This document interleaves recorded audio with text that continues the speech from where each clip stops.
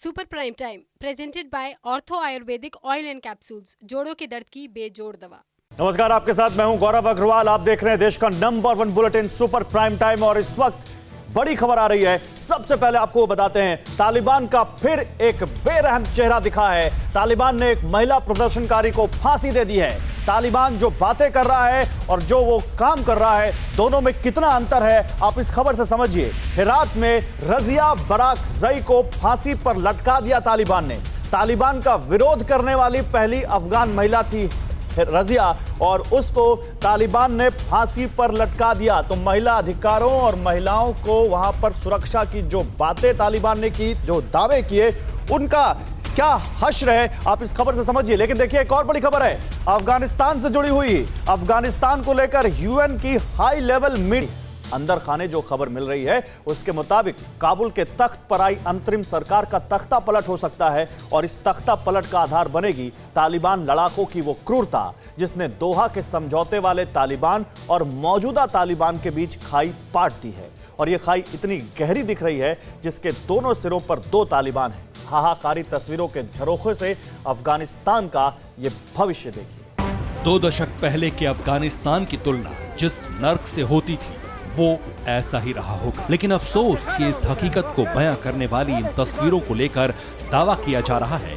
कि इस वीडियो का ताल्लुक अफगान के आज से है। आवाम को परेशान करना, उनके बीच दहशत फैलाना, घर में घुसकर लोगों को बेरहमी से पीटना, खुद कानून बनाकर सजा का ऐलान करना और सजा देना।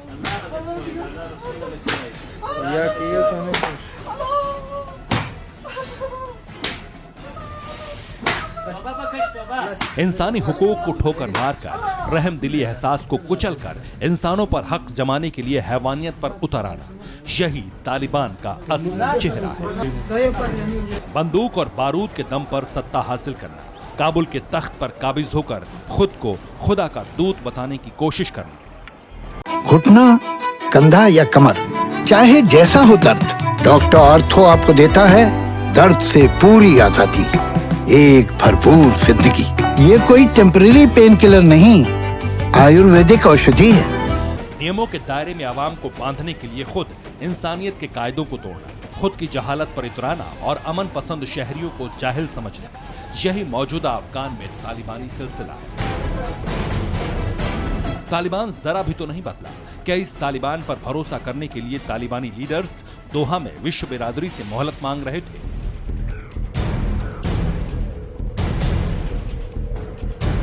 क्या अंतर्राष्ट्रीय मीडिया में इंसानी कायदों की दुहाई देकर बदले हुए तालिबान की छवि गढ़कर इस तालिबान पर विश्वास जताने को कहा गया था? इन तमाम सवालों के पीछे सिर्फ तस्वीरों के जरिए बदल रही तालिबान की छवि नहीं है, बल्कि हालिया घटनाक्रम सवालों को मजबूती से उठाने पर मजबूर कर रहा है। सरकार के ऐलान से लेकर अब तक का घटनाक्रम इशारा कर रहा है कि जो तालिबान संगठन खुद अपने अंदर ही असंतुष्टि का बारूद सुलगा बैठा है, वो एक मुल्क को शांति और स्थिरता कैसे दे सकता है?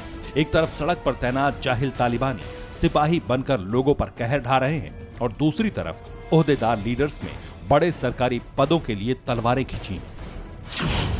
अफगान में आवाम लाचार, कानून बन गया अत्याचार, हो रही क्रूरता की हद पार, पठान लैंड में नई सरकार, अशांत मुल्क, बेचैन लीडर, ओहदे की जंग, सत्ता जहर, टला नहीं अफगान संकट, काबुल में होगा तख्ता पलट। काबुल पर तालिबान के काबिज होते ही काबुल एयरपोर्ट पर जिस तरह की तस्वीर पूरी दुनिया ने देखी थी, वो डर या दहशत की नहीं थी, बल्कि 2 दशक पुराने अनुभव से जन्मे खौफ की थी। दावा किया जा रहा है कि अवाम अब भी अफगानिस्तान छोड़ने के लिए बेसब्र है, लेकिन तालिबान ने बंदिश लादकर उनका घरों से बाहर निकलना तक मुहाल कर दिया है। हालात से मचे हाहाकार की सच्चाई बयां करने वाली कुछ तस्वीरें हम आपको दिखाने भी वाले हैं, जो बेकाबू तालिबान की हकीकत दिखाएंगे। लेकिन ऐसे हालात क्यों हैं, इसकी पृष्ठभूमि देख लीजिए। अंतरिम तालिबान सरकार में उन चेहरों को तवज्जो दी गई जो अमेरिका और तालिबान के बीच हुए समझौते या फिर चीन, पाकिस्तान और दुनिया के दूसरे देशों से मान्यता हासिल करने के लिए चर्चा में या फिर अंतिम पायदान पर भी नहीं थे। जबकि समझौते में दूसरे सिरे पर जो चेहरे तालिबान की पहचान बने, वो सरकार में दूसरे या तीसरे पायदान पर पहुंच गए और यहीं से ओहदे के लिए असंतुष्टों का संघर्ष शुरू हुआ, जो आखिरी पायदान के तालिबानी का मूल रूप दिखा रहा है। और दावा यहां तक हो रहा है कि लीडर्स का संघर्ष जल्द ही तख्ता पलट की नौबत तक पहुंच सकता है। सूत्रों के मुताबिक ओहदे को लेकर तालिबान में अंदरूनी जंग छिड़ गई। तालिबानी लीडर्स के आपसी संघर्ष में गोलियां चली हैं और गोलीबारी में कई लीडर्स के घायल होने की भी खबर है। हालांकि TV9 भारतवर्ष इस खबर की पुष्टि नहीं करता है, लेकिन गुप्त सूत्र बता रहे हैं कि तालिबान के घायल नेताओं में कुछ नाम ऐसे हैं जिनका सीधा ताल्लुक मौजूदा सरकार से है। इसके अलावा कुछ वीडियो भी शेयर किए गए हैं जिनमें दावा किया जा रहा है कि तालिबानी लीडर्स में संघर्ष के बाद तख्ता पलट हो गया है, जिसका जश्न समर्थक तालिबानी लड़ाकों ने हवाई फायरिंग करके मनाया। हालांकि इन दावों में कितनी सच्चाई है, इसकी पुष्टि भी हम नहीं करते। लेकिन इस तरह की सुगबुगाहट इस वक्त तालिबान सरकार के अंदर खाने है। वो सूत्रों के हवाले से बाहर आ रही रिपोर्ट्स और दावों को सच के करीब खड़ा कर रही है, क्योंकि तालिबान की आवाम पर क्रूरता बढ़ती जा रही है। लेकिन अब तक इस संबंध में कोई जवाबदार बयान नहीं आया जो सरकारी पक्ष बन सके। तालिबान सरकार के गठन से पहले जो छवि तालिबान की गढ़ी गई, उसमें एक सियासी झलक मिलती है, लेकिन सरकार गठन के बाद तालिबान की ये पूरी सूरत बदल गई। तालिबान एक बार फिर से क्रूरता पर उतर आया है, लेकिन ना तो इस क्रूरता को रोकने के लिए कोई राजनीतिक कदम उठाया जा रहा है और ना ही कोई जमीनी पॉलिसी नजर आ रही है। माना जा रहा है कि जो हाहाकारी तस्वीर इस वक्त सड़कों पर है, उसके पीछे फ्रंट लाइन के मौजूदा लीडर्स जिम्मेदार हैं, क्योंकि वो लीडर्स उदार नहीं हैं, बल्कि शरिया पर चलने वाले क्रूर हैं। अब देखिए कुछ तस्वीरें जो आपकी सोच बिल्कुल साफ कर देंगी। इन तस्वीरों में तालिबान का एक अलग रूप है जो दिख रहा है। उसमें लोगों पर कोड़े बरसाते तालिबानी नशे के आदी लोगों को सजा दे रहे हैं। ये वो तालिबानी हैं जो खुद नशे का कारोबार करते हैं, लेकिन पुलिस बनकर सजा दे रहा तालिबानी लड़ाका खुद को इस्लाम का पाबंद बताने से पीछे नहीं है। अब तालिबानी क्रूरता की ये तस्वीर देखिए। दावा किया जा रहा है कि काबुल के एक बाजार में तालिबान ने एक गर्भवती महिला को गोली मार दी। इस महिला का जुर्म सिर्फ इतना बताया गया कि वो गर्भवती होकर बाजार में घूम रही थी। अब इस तस्वीर को देखिए। दावा किया जा रहा है कि तालिबान ने जिन लोगों को गिरफ्त में लिया था, उन्हें रिलीज किया जा रहा है, लेकिन सूत्र बता रहे हैं कि इनमें से कई लोगों को तालिबान ने पंजशीर में जंग लड़ने के लिए सजा के रूप में मौत भी दी है। तालिबान की असली छवि है, महिलाओं के हुकूक छीन लिए गए, जिन्हें डर से गुजरना पड़ रहा है। तस्वीर उसकी तस्दीक करती है और तालिबान दुनिया से मान्यता मांग रहा है। तालिबान क्रूरता पर सबसे ज्यादा चौंकाने वाली खबर यह है कि पहले तो तालिबान के लीडर्स ने बदला न लेने का वादा किया था, लेकिन अब वो अपनी ही बात से मुकर गए। सूत्रों के हवाले से एक बहुत ही हैरान कर देने वाली खबर सामने आ रही है। खबर यह आ रही है कि तालिबान चुन चुनकर उन अफगान सैनिकों से बदला ले रहा है जो तालिबान में शामिल नहीं हुए। अफगानिस्तान से सामने आई इस तस्वीर को तालिबान का बदला कहा जा रहा है।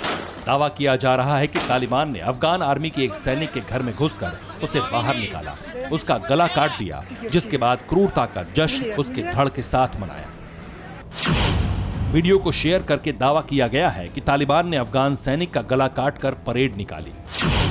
पूर्व सैनिक का सिर लेकर तालिबानी जश्न में गाना भी गा रहे थे। तालिबानी बदला लेकर मुजाहिदीन के नारे लगाए जा रहे थे। मौजूदा हालात को लेकर जो दावा किया जा रहा है वो चौंकाने वाला है। माना जा रहा है कि इस पूरे घटनाक्रम के पीछे तालिबान सरकार में शामिल वो आतंकवादी हैं जिन्हें यूएन ने बैन किया है, लेकिन पाकिस्तान की सरपरस्ती में उन्हें मंत्री पद से नवाजा गया है।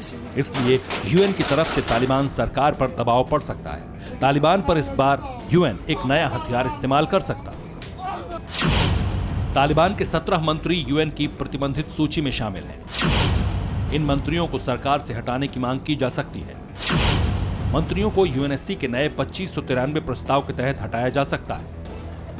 दरअसल यूएनएससी की अध्यक्षता अभी भारत कर रहा है और यह प्रस्ताव 30 अगस्त 2021 को ही पारित किया गया है। प्रस्ताव 2593 का दूसरा पैराग्राफ कहता है कि अफगानिस्तान की जमीन का इस्तेमाल किसी भी देश को धमकाने या हमला करने के लिए नहीं हो सकता।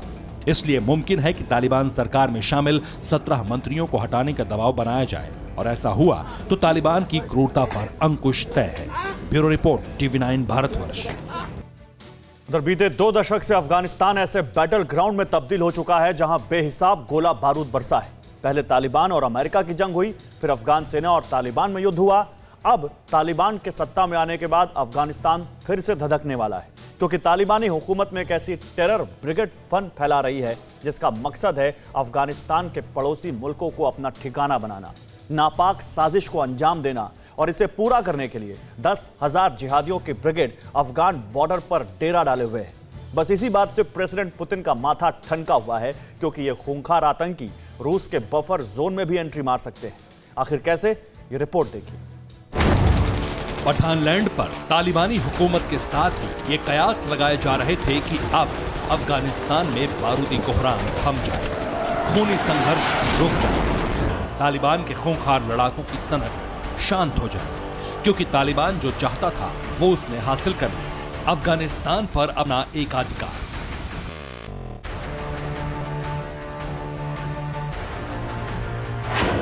इतना ही नहीं, अमेरिका का अफगानिस्तान से जाना भी तालिबान के अधूरे ख्वाब पूरे होने जैसा था। मगर इसी बीच अफगानिस्तान में फिर से जंग की चिंगारी उठने की आशंका जताई जा रही है। फिर से पठानलैंड में प्रचंड युद्ध के बादल मंडरा रहे हैं। आखिर कैसे, ये जानने के लिए आप मॉस्को से सामने आई इन वॉर ब्रेकिंग न्यूज को देखिए। पहली वॉर ब्रेकिंग न्यूज, अफगान और मध्य एशियाई देशों के बीच बॉर्डर पर आईएसआईएस के आतंकी मौजूद। दूसरी वॉर ब्रेकिंग न्यूज, रूस का दावा आईएसआईएस के 10,000 आतंकी बॉर्डर के पास डेरा डाले हुए हैं। तीसरी war breaking news, ISIS brigade का मकसद ताजिकिस्तान और उज्बेकिस्तान में दाखिल होना है। चौथी वॉर ब्रेकिंग न्यूज, रूस ने ताजिकिस्तान में 30 अत्याधुनिक टैंक भेजने का ऐलान किया। इस वॉर अलर्ट को रूस ने जारी किया है। रूस ने दावा किया है कि अफगानिस्तान में कोहराम मचाने के बाद बगदादी की हत्यारी ब्रिगेड का अगला टारगेट ताजिकिस्तान और उज्बेकिस्तान। रूस की खुफिया एजेंसी ने आईएसआईएस के 10,000 लड़ाकों की लोकेशन से जुड़ी जानकारी भी साझा की है। रूस ने दावा किया है कि फिलहाल तो आईएसआईएस के 10,000 लड़ाके अफगानिस्तान की सीमा पर डेरा डाले हैं, मगर जिस जगह को उन्होंने अपना ठिकाना बनाया है वहां से ताजिकिस्तान और उज्बेकिस्तान की सीमा में दाखिल हो सकते हैं और इसी एंट्री पॉइंट से वो किसी भी वक्त इन दोनों देशों में घुसपैठ कर सकते हैं। घुटना, कंधा या कमर, चाहे जैसा हो दर्द, डॉक्टर ऑर्थो आपको देता है दर्द से पूरी आजादी, एक भरपूर जिंदगी। ये कोई टेम्परेरी पेन किलर नहीं, आयुर्वेदिक औषधि है। मगर हैरान करने वाली बात यह है कि आखिर ताजिकिस्तान और उज्बेकिस्तान में आईएसआईएस की एंट्री से रूस क्यों परेशान है?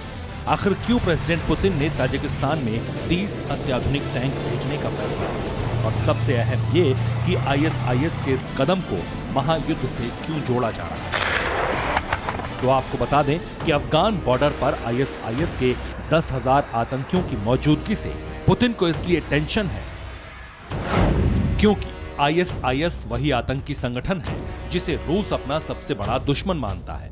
बगदादी ब्रिगेड का नामो निशान मिटाने के लिए रूस ने सीरिया में ताबड़तोड़ एयर स्ट्राइक की थी, लेकिन इस बार रूस के लिए सबसे बड़ी चिंता की बात यह है कि आईएसआईएस के ये आतंकी ताजिकिस्तान के रास्ते उसकी सीमा में भी दाखिल हो सकते हैं। ताजिकिस्तान से सटे रूस के चेचन्या इलाके में घुसपैठ कर सकते हैं और आईएसआईएस की ये खूंखार आतंकी अपनी नापाक साजिश को अंजाम दे सकते हैं।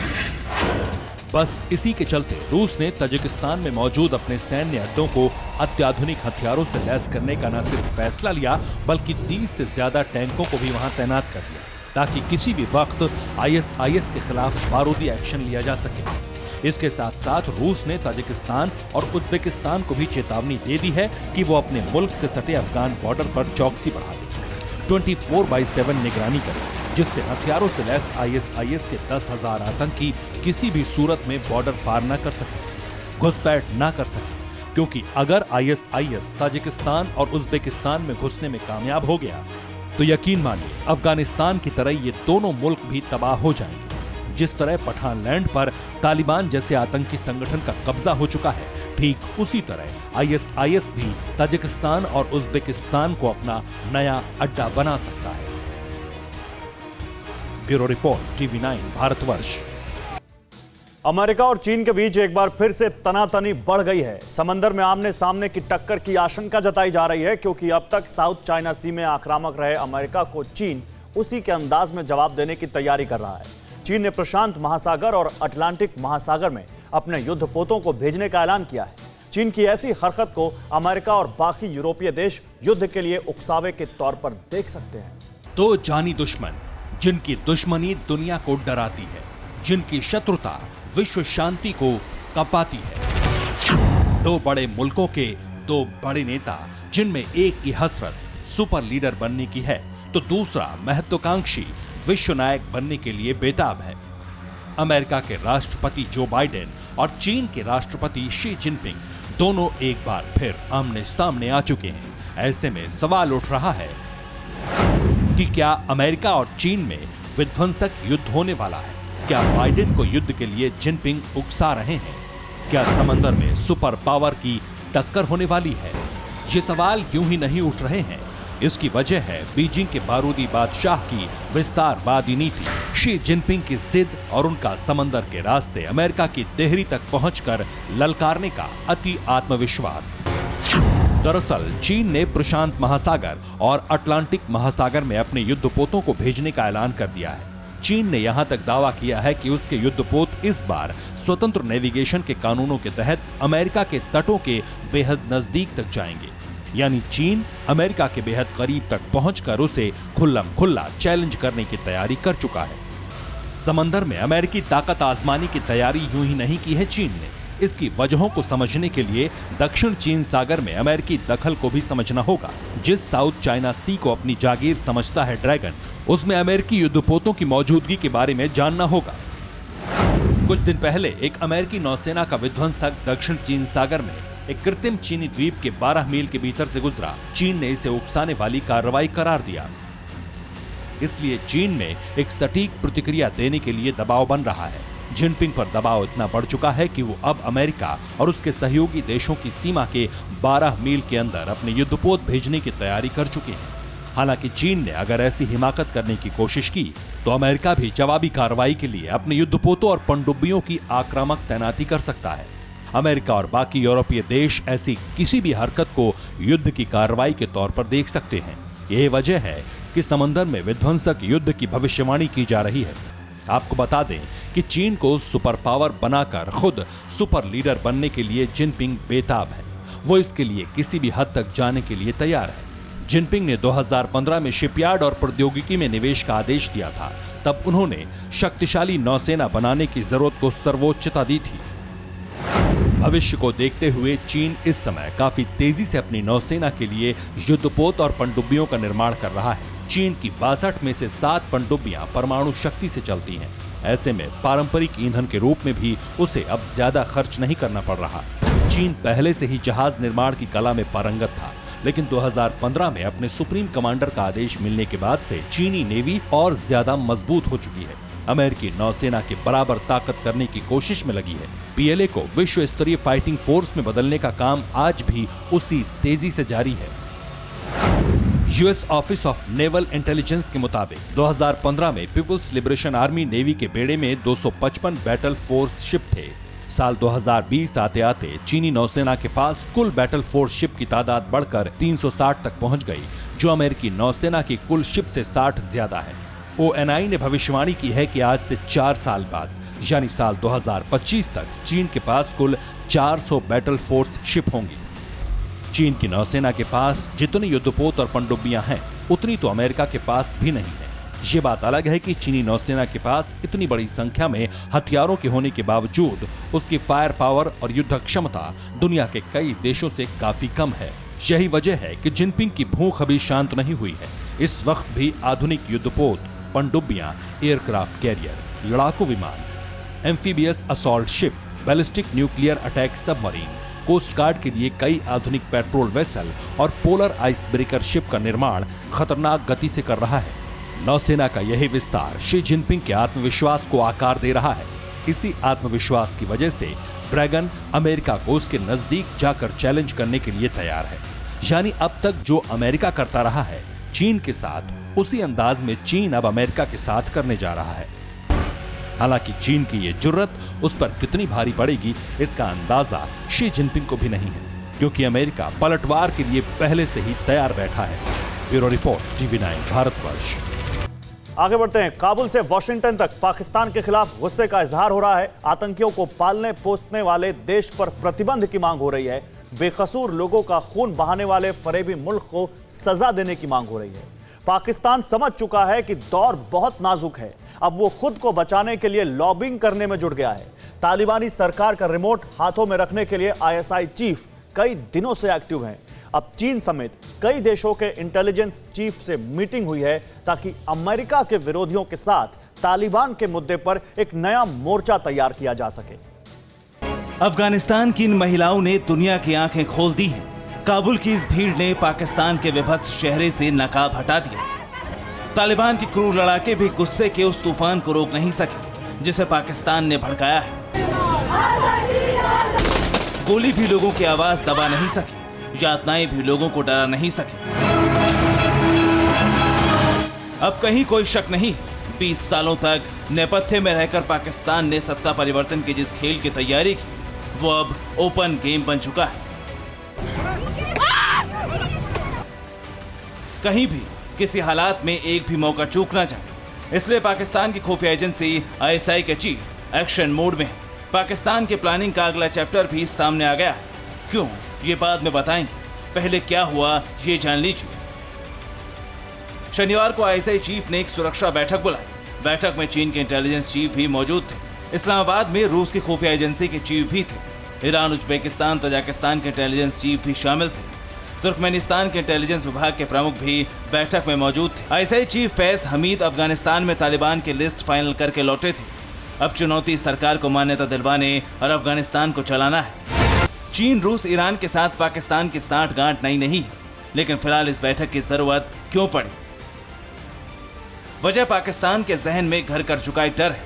डर अमेरिका के कड़े प्रतिबंधों का। दुनिया के कई देशों से पाकिस्तान को बैन करने की मांग लगातार उठ रही है।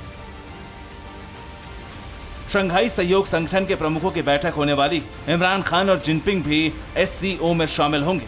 एससीओ में भारत के प्रधानमंत्री नरेंद्र मोदी भी हिस्सा लेंगे। एससीओ काउंसिल की बैठक दुशांबे में 16 सितंबर से शुरू होने वाली। दुशांबे तजाकिस्तान की राजधानी है और पंजशीर में पाकिस्तान की मौजूदगी के सबूत मिलने के बाद तजाकिस्तान बेहद गुस्से में है।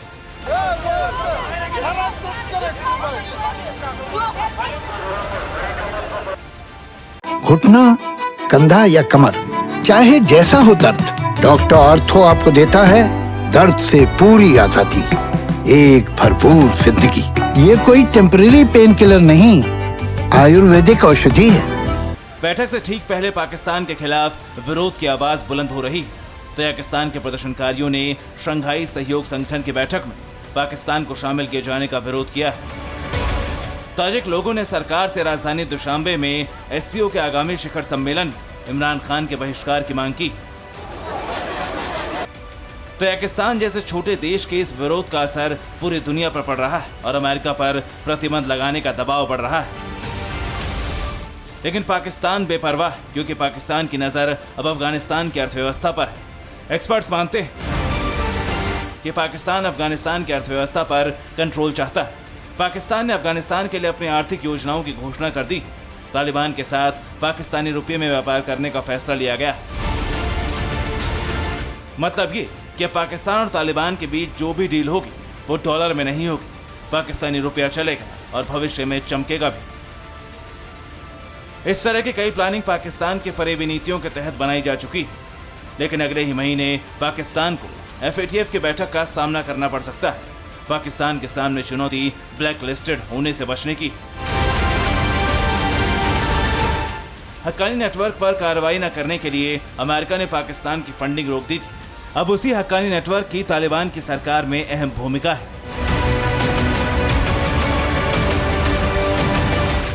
पाकिस्तान को लग रहा है कि वो अलकायदा पर कंट्रोल रखने के नाम पर अमेरिका को भरोसे में ले लेगा, लेकिन अमेरिका के कई सांसद और दुनिया के कई बड़े नेता अब पाकिस्तान पर बैन के पक्ष में। ऐसे में बाइडेन के लिए पाकिस्तान पर रहम करना बेहद मुश्किल होगा। Bureau report, TVN Bharatvarsh. प्रधानमंत्री नरेंद्र मोदी लगातार खिलाड़ियों का हौसला बढ़ाते रहते हैं। पहले ओलंपिक में पदक जीतने वालों को सम्मानित किया था और अब पैरालंपिक में ऐतिहासिक प्रदर्शन करने वाले खिलाड़ियों से उन्होंने मुलाकात की है। ये मुलाकात गुरुवार को हुई थी, लेकिन पीएम मोदी ने आज खुद वीडियो जारी किया। मुलाकात के दौरान प्रधानमंत्री मोदी ने खिलाड़ियों का हौसला बढ़ाया तो पदक जीतने वाले खिलाड़ी काफी भावुक दिखे।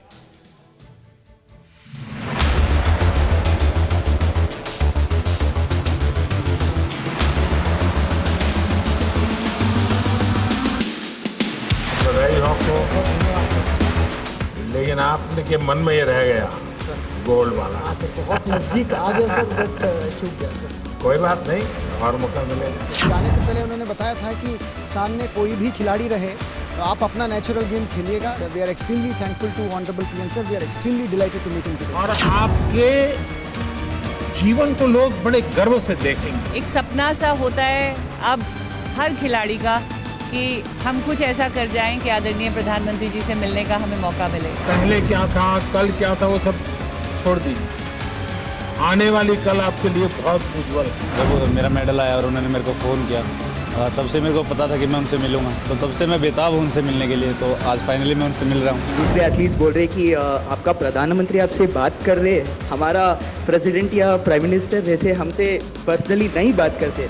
वो हमको इतना गर्व महसूस होते है कि हमारा माननीय प्रधानमंत्री जी हमको इतना हौसला बढ़ाते और इतना सपोर्ट करते हैं। मैं हर पल आपके साथ। ये अविश्वसनीय है पर सच है। ये अविस्मरणीय क्षण है उन पदक वीरों के लिए जो पैरा ओलंपिक में तिरंगा फहरा कर लौटे हैं। ये अद्भुत पल है जो इन खिलाड़ियों के आत्मविश्वास को नया आकार दे रहा है, क्योंकि हिंदुस्तान के मान को नया आयाम देने वाले पदक विजेताओं के साथ भारत के प्रधान बैठे थे, उनसे बात कर रहे थे, उनके दिल की आवाज सुन रहे थे, उनका हौसला बढ़ा रहे थे। लोगों की सोच है ना, अभी नहीं तो कभी नहीं। मैं उससे सहमत नहीं हूँ और इसलिए मैंने इस बार लाल किले से कहा यही समय है, सही समय। हर वक्त के संबंध में यही समय है, सही समय। अभी नहीं तो कभी नहीं, ये नेगेटिविटी लानी नहीं चाहिए, बिल्कुल दिमाग में से निकाल दो।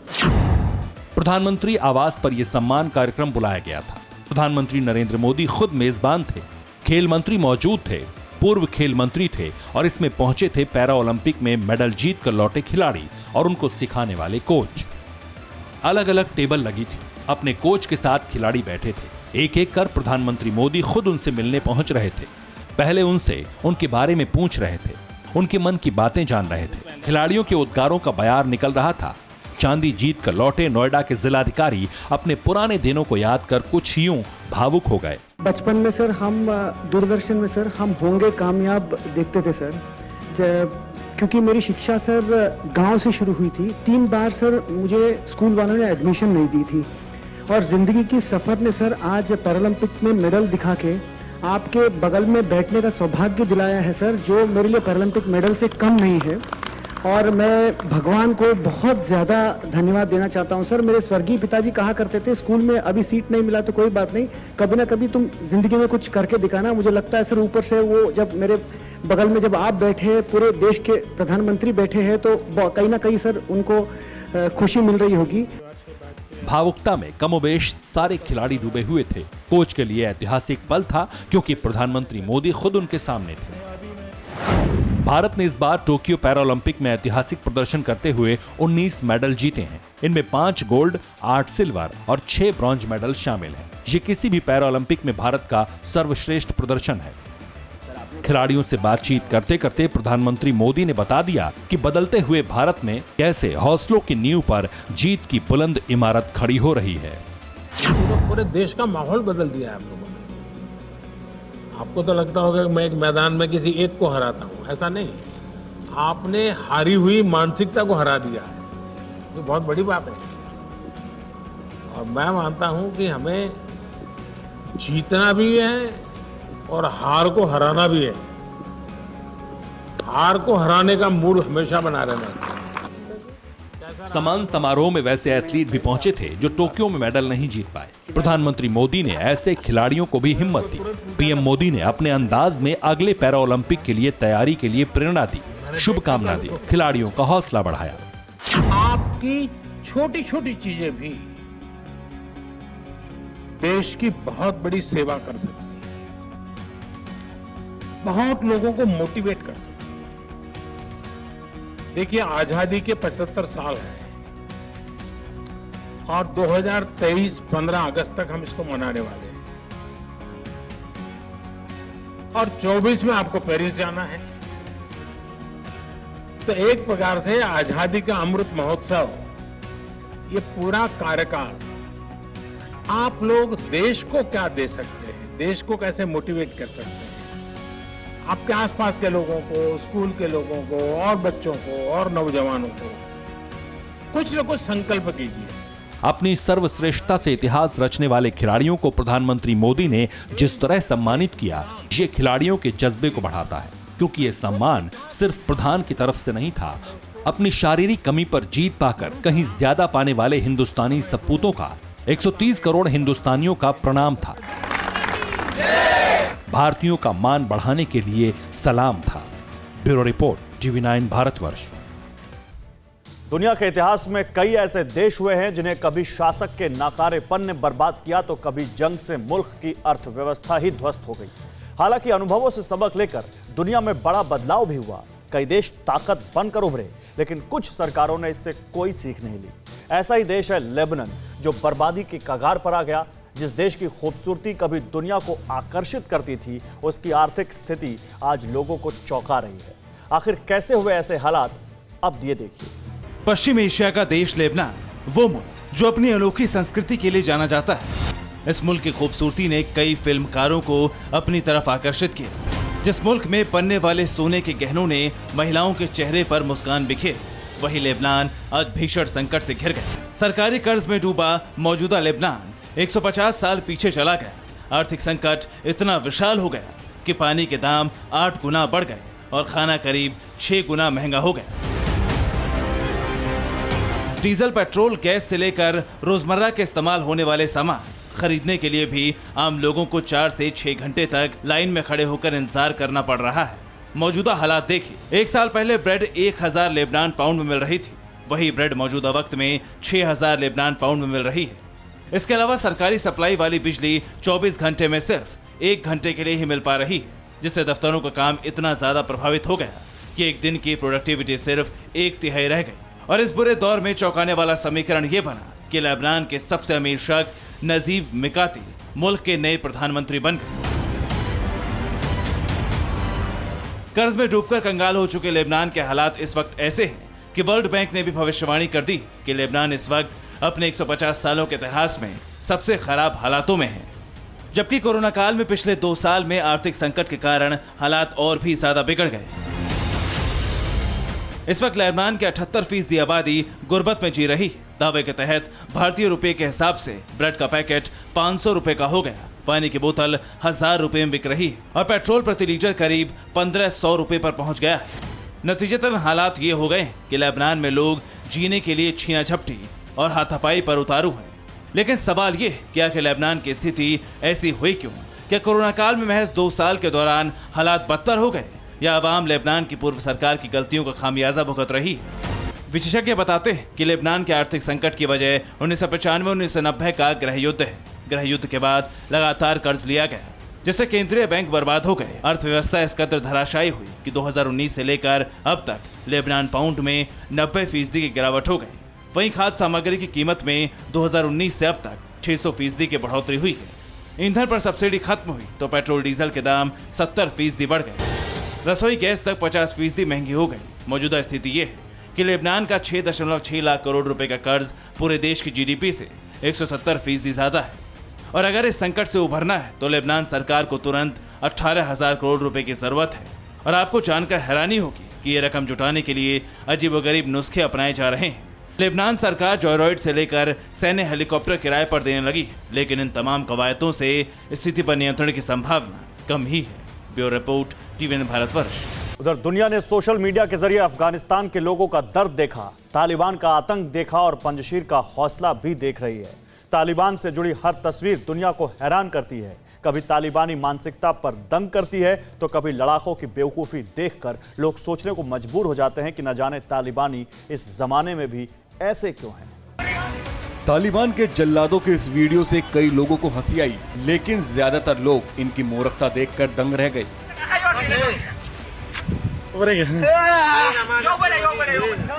किसी विमान से झूला टांगने का ये आइडिया तालिबानी ही सोच सकते हैं, जिनके दिमाग पर चंद मौलानाओं ने कब्जा जमाया और जिहाद का जहर भर दिया।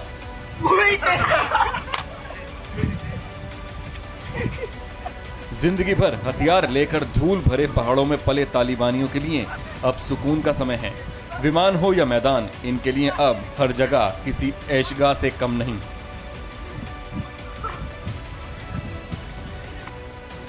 ये तो एक कदम और आगे निकले। तालिबानी हेलीकॉप्टर के रोटर पर बैठे हुए दिखाई दे रहे हैं। दुनिया ने कभी ऐसी तस्वीरों की कल्पना भी नहीं की थी, लेकिन तालिबान ने इन अकल्पनीय चीजों को भी साकार करके दिखा दिया। बचपन मदरसे में बीता और खेलने की उम्र ट्रेनिंग कैंप में। काबुल की चकाचौंध और खूबसूरत जगहों ने तालिबानियों को कुछ देर के लिए मुस्कुराने के लिए मजबूर कर दिया। जिंदगी इतनी खूबसूरत है, शायद तालिबानियों को अब एहसास होने लगा है। जिंदगी वाकई बदल चुकी है। बोतल बंद पानी और साफ सुथरी जगह पर लजीज खाना, लेकिन सब्जी के साथ नमकीन की प्लेट कुछ लोगों को जरूर हैरान करती है। कट्टर सोच के साथ आधुनिकता की तरफ बढ़ रहे तालिबान की बदरी फोर्स भी चर्चा में है। अमेरिकी जवानों जैसी वर्दी, गाड़ियां, किसी देश की अनुशासित सेना जैसा बर्ताव, लेकिन दिन में नाइट विजन गॉगल लगाए जवानों को देखकर तालिबान की हकीकत समझ रही है। तालिबानी तो खुद को चमका रहे हैं, लेकिन अफगानिस्तान के लोगों की जिंदगी धूल फांकने को मजबूर है। ये तमाम लोग अपना ही जमा किया हुआ पैसा बैंक से नहीं निकाल पा रहे। बैंक में कैश की कमी है और लोग लाइन लगाकर अपनी बारी का इंतजार करते हैं, तालिबानियों से पिटते हैं। अफगानियों की मजबूरी बयां करती ये तस्वीरें भी वायरल हैं। भूख से तड़पने वाले लोग बुर्का पहनकर पेट भरने की कोशिश में निकले थे। तालिबानियों ने इन लोगों को पकड़ लिया। तालिबानी इन लोगों के हुलिये को देखकर हंस रहे हैं, लेकिन दुनिया इनकी मजबूरी देखकर तरस खा रही है। लोगों के पकड़े जाने और पीटने का सिलसिला जारी है। फौलाद सा दिलवाला भी इन चीखों को सुनकर तिलमिला उठेगा।